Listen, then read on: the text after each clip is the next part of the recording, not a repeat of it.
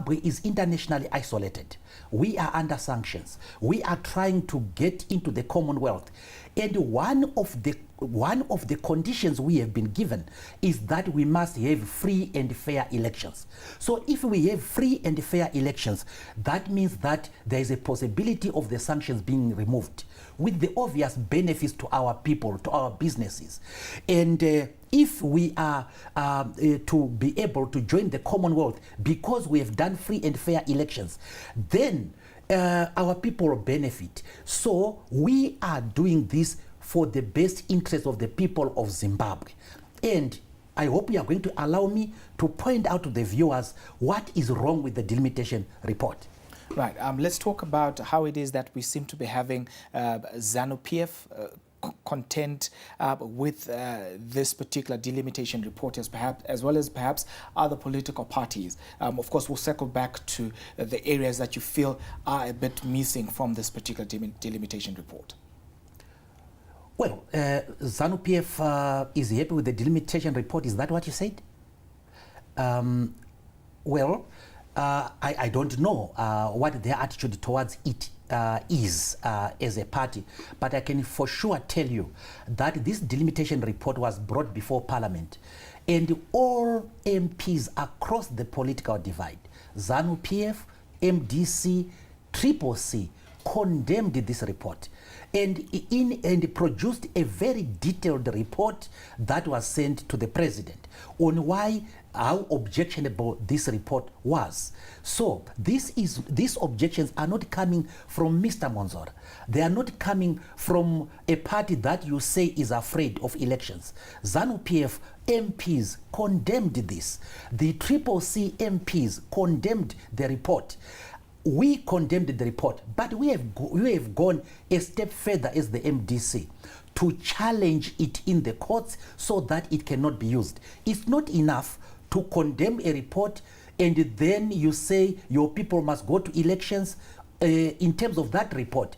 It's a contradiction. Of course, you're welcome to actually go ahead and pinpoint some of the elements that you find faulty in the delimitation report. Thank you very much. The first element in the delimitation report is that the law says that the delimitation must follow population census and that it must pay regard to the population. That is the general population in the country. Zimbabwe did a population census last year. That was February, I think, to April. But regrettably, the final results of that census are not yet out. So Zimbabwe does not have population data, population information from which to base the delimitation. So it is not there. What the Zimbabwe Election Commission then did was to try to use the results of the preliminary census report. Now, what does preliminary means? Preliminary means temporary. It means transitory, it means subject to change, it means something done in preparation of something more important. In simple English, preliminary means unreliable. We cannot base delimitation on unreliable data because this delimitation is going to govern two elections. That is the 2023 elections as well as the 2028 elections. By the way, delimitation is not only for purposes of voting, it is also for purposes of resource distribution. Now, we can have two wards, constituencies, yours with 100,000, mine with 50,000, and we get the same benefits to put into that constituency. For example, the Constituency Development Fund. The per capita gain of our constituents from the Constituency Development Fund, me and your constituents, mine, the per capita gain is twice, or benefit is twice yours. That's what the census report seeks, the population requirement seeks to do. The second one is that the Constitution says that as far as possible, there must be equal number of registered voters in each constituency and in each ward. But it realizes that achieving mathematical equality may be difficult. And then it says in section 161, the provides, it then says that variation among constituencies is allowed, but the degree of variation must be such that no constituency has 20% more or 20% less than other constituencies. Now, applying that simple formula, looking at the ZEC figures, we have 119 constituencies in which the population of registered voters is over others by more than 20%. Now, that offends the principle in the Constitution of equality of votes. Coming to local authorities, we have 598 wards where the principle is offended. In other words, where we have wards which have more or less than others by more than 20%. That is wrong. The third element is that the polling stations. We were used to polling stations being described by name. For example, I vote at Mwonzora Primary School in Nyanga. If you tell people that you are going to Mwonzora Primary School, very simple, very intelligible. But now the polling stations in this delimitation report are being described by codes. So Mwonzora School, for example, is 005 CTC 210. Now you are going to be telling people at a rally, you are going to vote at polling station 005 CTC 210. It's unintelligible. And then we go to the what they call the coordinates. These coordinates, if you are to punch them into a computer, must tell you the demarcations of an area. Some of these coordinates are wrong. They describe land which is outside what they are seeking to describe. We have just discovered that applying these coordinates in the city of Blawayo will leave certain areas not in any ward, not in any particular boundary. And our estimation is that 4,200 houses are affected. And that means that through this delimitation, 4,200 people are disenfranchised. That's why we are saying election must take place, but these things are so fundamental that they have to be redressed. Right. This then is a matter that still is before the courts, and we wait to see what comes of it. But for now, elections are on the way. Question then would be, are you putting aside all preparations for the elections so that you can concentrate on challenging the delimitation report? Certainly not. Certainly not. The MDC is actually preparing for elections because it knows that whether it wins this case or it loses this case, elections are going to come anyway. If we lose, maybe the court is going to defer the election maybe by a couple of months, let's say 6 months, for example, and so on.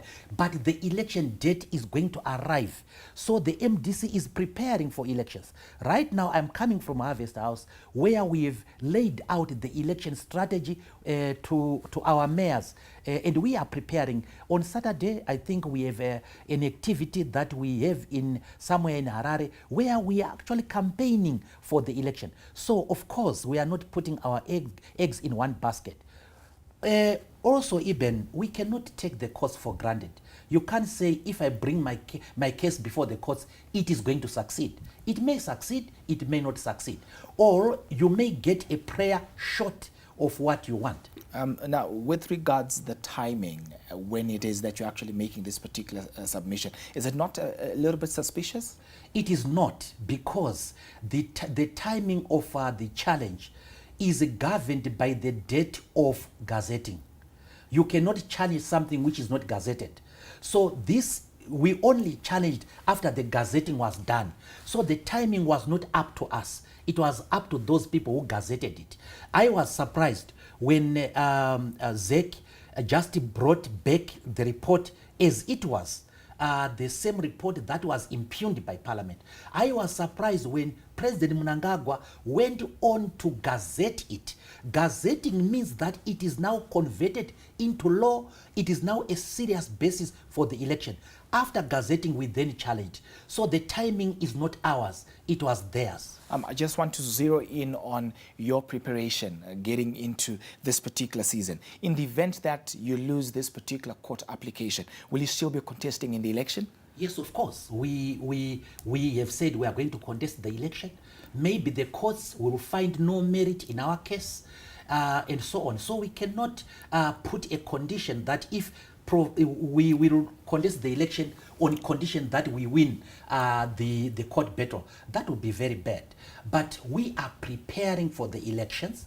But we are saying it is best for Zimbabwe if these elections are done under the correct conditions, because the international community is saying for us to re-engage you, have free and fair elections. Right. Just to jump in there, some sections are saying that no one can actually stop the election, but there would be need to actually revert to the old boundary system. Are you open to that? Well, the first one is Fadzai Mahere, that we have just said. It's a tweet by Fadzai Mahere that elections are not deferrable.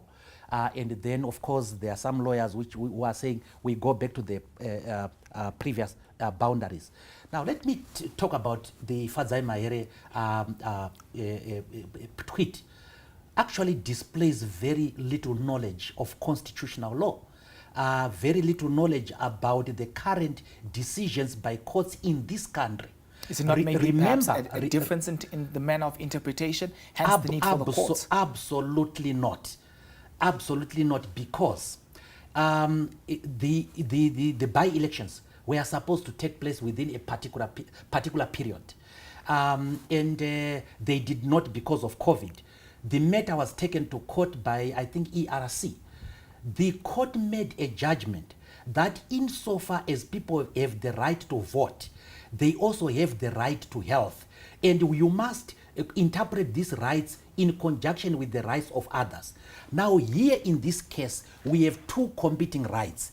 The right to have elections, let's say in August, and the right to equality of votes, the right to any election that is free and fair, that is protected in section 151. It is possible to defer an election on good cause shown. It has happened in other countries. In New Zealand, for example, their constitution says their election, I think, takes place after every 3 years, if I'm not mistaken. The election date fell due. I think it was supposed to be in May of that year, I think 2020. And the Prime Minister, I think it was Jacinda Ardern, postponed the election, I think, by about 4 months because of the COVID situation. We have had elections deferred in the Chad because of the military conflict that is there, the armed conflict that is there. The Dominican Republic deferred elections because of a reason. And the Liberia deferred elections for a reason. It is possible to defer an election.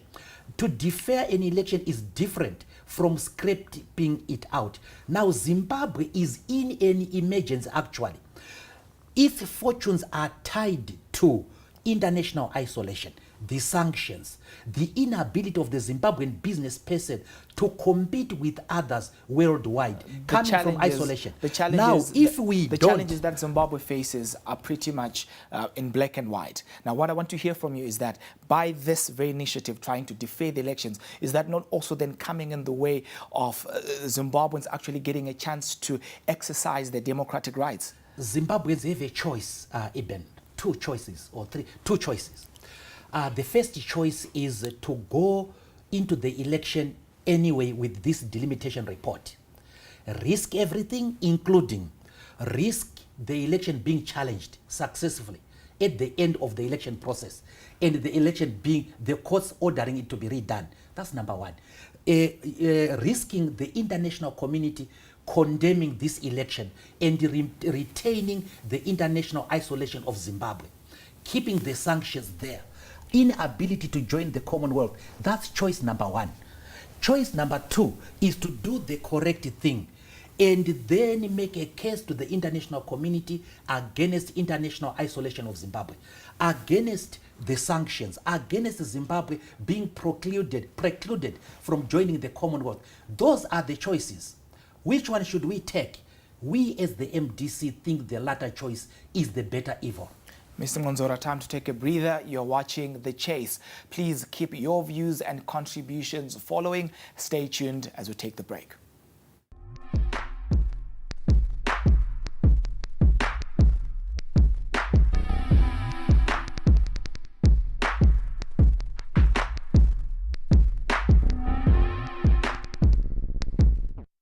Ibhola redu, ibhola letu. Our football. Feel it, it's here.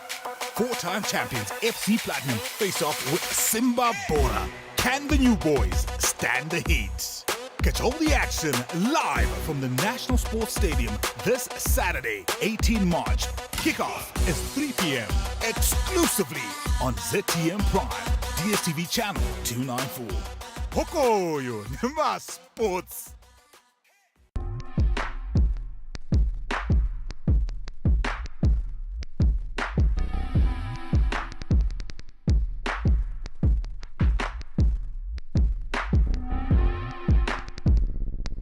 This is The Chase. We continue with our discussion with Douglas Mwonzora, the leader of the MDC Alliance, over the Constitutional Court challenge against the delimitation report. Question is he scared of elections? And remember, here at ZTN, our values are dignity, dialogue, as well as debate. Now, all views expressed on The Chase and of our guests do not reflect the views of Zim Papers Limited 1980 or those of ZTN Prime. Now, getting back to our particular subject, the question is, are these genuine concerns, or these are actually perhaps tantrums that are meant to distract and confuse the electorate? It is certainly not a tantrum.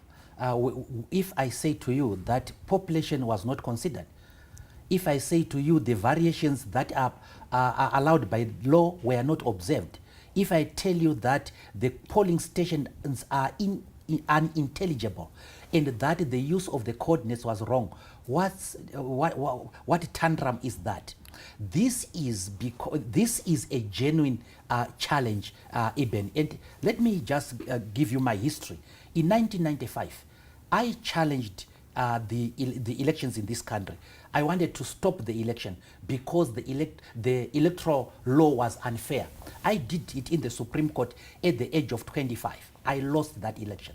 I wasn't afraid of anything. I wasn't contesting that election. And then in 1997, I saw that it was unfair for ZANU-PF to be given political parties fund. I went at the age of 27 to challenge the Political Parties Finances Act.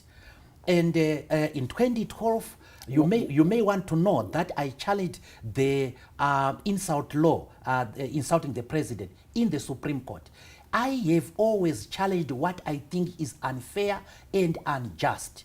And whether some people will want to use propaganda and try to explain away this very important thing. For the first time, Zimbabweans are being asked to fight for an even playing field before the game even starts, and not to wait for the day of reckoning, to wait for the day when the results of the unfreeness and the unfairness come in. The person who is afraid of this election, two people are afraid of this election. The one who thinks that they are able to manipulate this unfair delimitation committee is actually afraid of a free and fair election. Or the person who knows that they are going to lose anyway, and they want a ready excuse. They would want us to plunge into this election. I am not that coward. I want to go into this election a free and fair one. If I'm to win, I win fairly. If I am to lose, I lose fairly. And we are fair to the Zimbabwean people. Moving on perhaps to another subject, Mr. Mwonzora, is everything okay at the Morgan Richard Changirai house? Because there have actually been reports or allegations of leadership wrangles taking place within your political party. It is not the only political party that has leadership disagreements. In ZANU-PF, there are factional fights. In the Triple C, there are factional fights. That's ZANU-PF, that's Triple C. In the Triple within C, within the MDC. In the Triple C, there are fights that are happening right now. In the MDC, yes, there would be those fights. But so are you saying that's pretty much Zimbabwean culture? And what is important is that at the Morgan Changirai house, there are no leadership wrangles there right now. Maybe you are referring to a situation where we had to discipline certain of our members. Fortunately, we have a constitution which we have to be adhered to, and the constitution was applied. We have a leader that was elected at Congress twice. I was elected at the Extraordinary Congress on the 27th of December 2020. I was re-elected at the Ordinary Congress on the 18th of December 2022.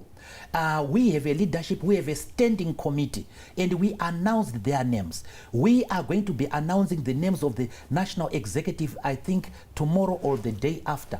We have structures throughout the country. I don't do as I please as the leader of the MDC, because there is a constitution to be followed.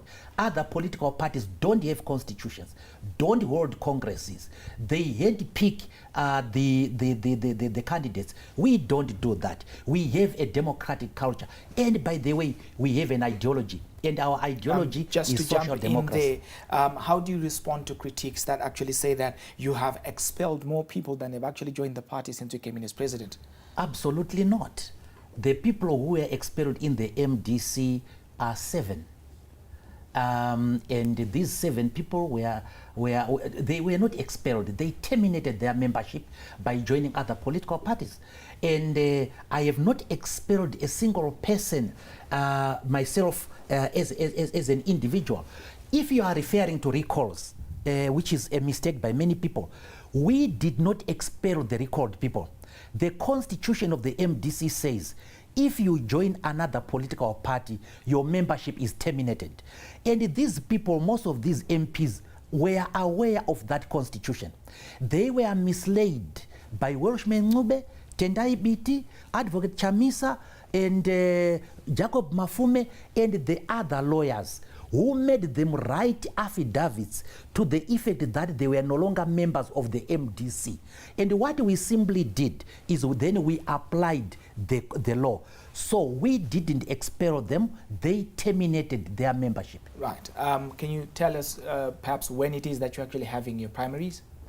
Well, it depends on a number of factors, obviously, Eben. One of the factors is, of course, the court challenge. What the court challenge will result into will tell us the amount of time that we have. But we are we certainly have asked people to begin the applications. Those who want to be candidates, they are applying. And the response is overwhelming.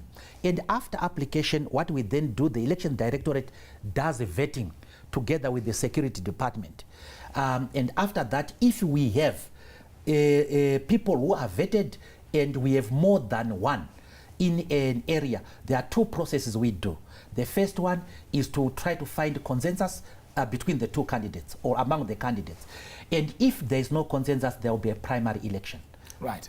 Can you speak to us with regards to there actually being people who have joined the MDCT? What does your statistics actually stand like at this particular point? Would you have an idea?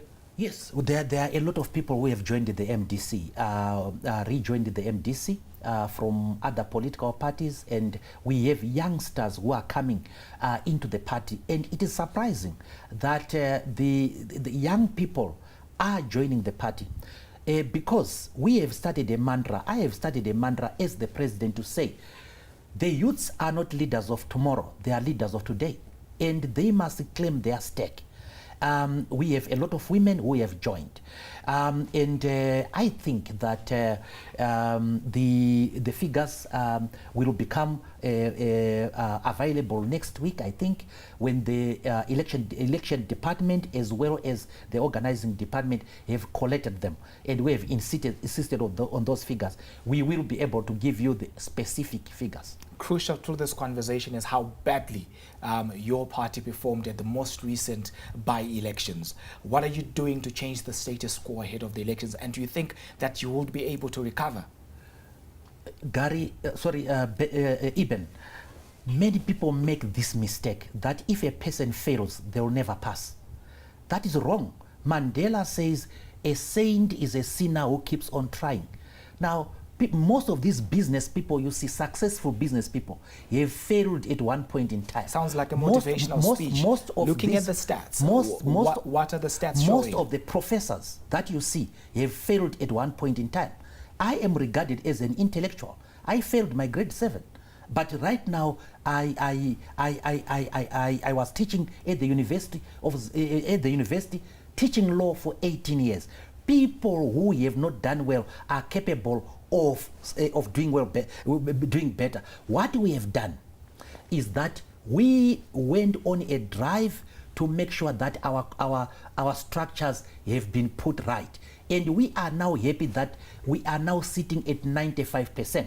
Our structures are almost complete. And we have also, we were victims, Eben, in this election of a concerted effort, a joint venture to destroy us from the CCC and the G40.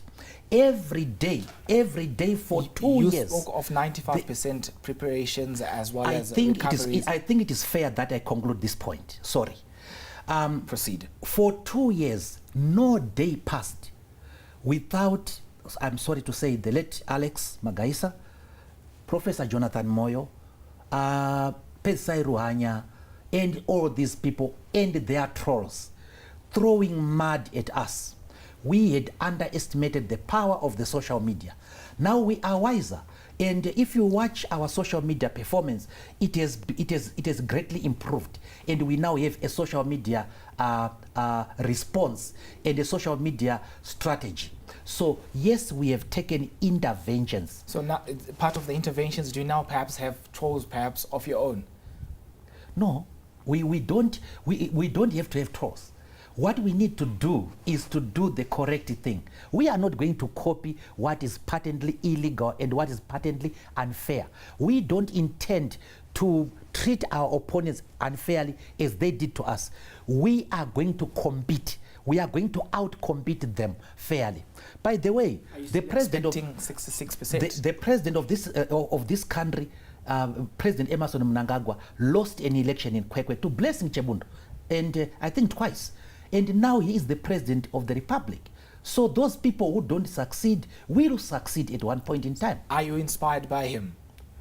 Well, he is an example. He is an example. And an inspiration in that he regard, He is an perhaps? example. Well, I'm inspired by other things. Inspired actually by myself. You know, at one point in time, I said I failed my grade 7, right? And I went on to do well in school.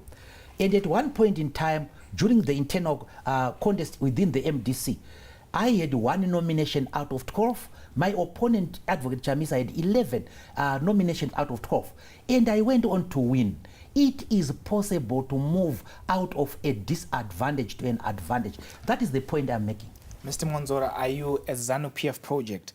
How come almost all other opposition parties claim you are now perhaps an appendage of the ruling party? Well, the characterization of your opponent as a ZANU-PF person is a weapon of choice that is used in the opposition. You may want to know that at one point in time, Changrai was called a ZANU-PF project by people who did not agree with him. And when Welshman Ngube left the party to form his own outfit, he was actually called a member of the CIO, a ZANU-PF project. And when Tendai BT left and formed the PDP, day in, day out, he was characterized as a ZANU-PF project. And right now, there are people who are making accusations against Nelson Chamisa that he may be a ZANU-PF project. So this is a weapon of choice by opponents. And I am no exception. I am not a ZANU-PF project. I have never dealt with ZANU-PF. I've never had business dealings with ZANU-PF. Other people have had business dealings with ZANU-PF. I have not been paid by ZANU-PF to do anything. Other people have been paid by ZANU-PF and they are in the opposition. And can I tell you something? That we have credible evidence that some of the people who give us those characterizations are actually themselves the state agents and they are in opposition. Is the MDC still a part of Pollard? And to your assertion, is there a way of proving that some of these critiques are actually a part of ZANU-PF in that regard? Yes, we are able to prove that. And should they dare us, we are able to prove that. We are able to. Please do. I'm sure the nation would be looking forward to that. What is unfair is for me to talk about a person who is not there, who is not here to defend himself or herself. But if need be, and I can tell you in private, and you can call them here, and I will put them straight in their face. Since we are on television, I think it would be quite fair to perhaps just make use of the platform to drop in some of those particular details, don't you think? I am a lawyer. I am a person who thinks that there must be fairness of play, and I want you to forewarn those people and challenge them to come here, and I'll give you the names if you want. Hopefully we'll get that opportunity. Now, question is the MDC still a part of Pollard? The MDC has never been a part of Pollard, Eben. The MDC did advise Pollard that it thought that Pollard was a good starting point. Pollard was necessary but not sufficient for dialogue. And we made certain representations to Pollard on how we could join it. We asked for a platform within Pollard of political parties in parliament. The Pollard principals told us that they were going to consider that. Up to now, they have not come to us. So, unfortunately, we are not part of Pollard. Pollard members launched a coalition under which they will run in the upcoming polls. Will you be a part of it? Is it something that perhaps you are But considering? why do you ask me that when you know that I was not there? They launched their coalition today, and I was not there. My party was not there, was not named as one of the participants. Now you are asking me whether I am part of it. Perhaps you were represented, or you had other individuals perhaps acting in that. No, we were not represented. We were not Fair represented. enough. Now, what's your take on access to the voters' roll, and what are you doing about it? Well, I think that the voters' roll is an important aspect of this election. Yes, people of Zimbabwe must have access to the voters' roll. Political parties in particular must have access to the voters' roll. And in terms of the law, they must have access to the voters' roll in analyzable form. Now, that is a duty that is there, spelled in black and white in the Constitution. And of course, we will be making that a key demand when the time comes. Right. Are you still confident of actually getting 66% of the votes come the harmonized elections 2023? Of course. You accused me of giving an inspirational speech. Yes, there are certain mantras that inspire me. The Chinese saga, fight 100 battles and win 100 victories. Yes, I am certain.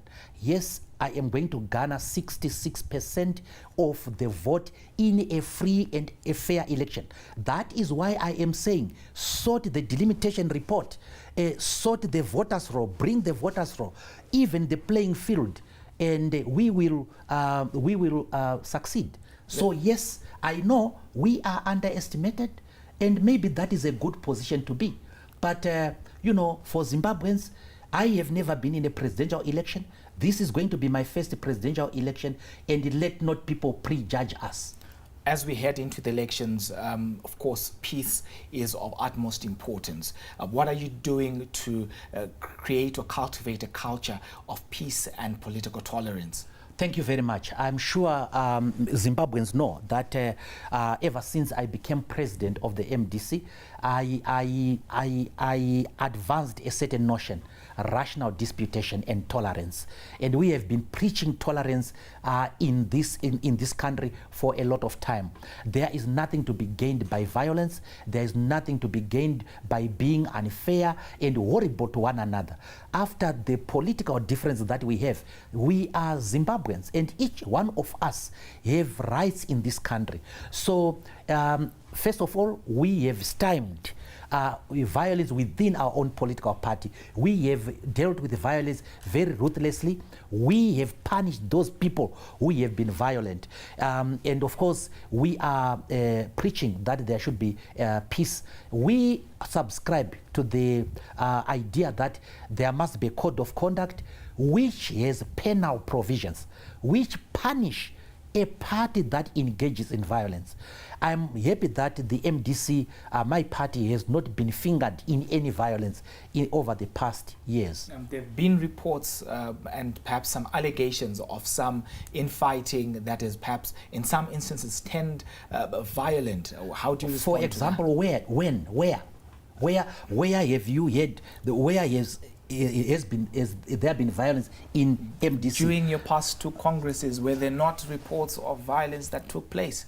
At the extraordinary Congress, Dr. Kupe was assaulted by violence. Yes, Dr. Kupe was assaulted by a guy called Nyamkondiwa from Epworth. Is that not violence? And we expelled that person. And in the last Congress, there was absolutely no violence. Journalists were there. This Congress, the last Congress, was live. Just like the extraordinary Congress was live. You can verify. How about from the your footage. colleagues that you accused of hiring thugs against you? Yes, they hired thugs. They hired violence. They hired street kids. They hired street kids to try to disrupt the Congress. We were able to skillfully forestall that, such that they were completely immobilized. They ended up paying the wrong people because our security was alert, but there was no violence in our Congress. We forestalled it. And that is why we took action against those people who tried to put the culture of violence.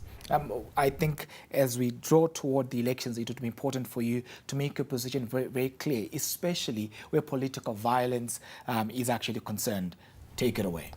Thank you very much. The people of Zimbabwe, there is no need for us to fight one another physically. This is a battle of the minds. Election time must be time for fun. Our people deserve respect. Our people deserve respect to their bodily integrity. And therefore, to all Zimbabweans, we urge you to shun violence. We are one people. The world is watching us. We are under international isolation, and we should not make the situation worse. Those who are in government, those who are in law enforcement, we urge you to make sure that you stem the tide of violence. To my fellow leaders within the opposition, we must punish violence within our own political parties, or the violence by our own members. And if a member of your party engages in violence even against your opponent, you must expel them. You must punish them. Douglas Mwonzora, the MDCT leader. Well, that's a wrap, and thank you very much for watching. I'm Eben Mabunda. Let them do what they do. When we do what we do, we mean business. Good evening.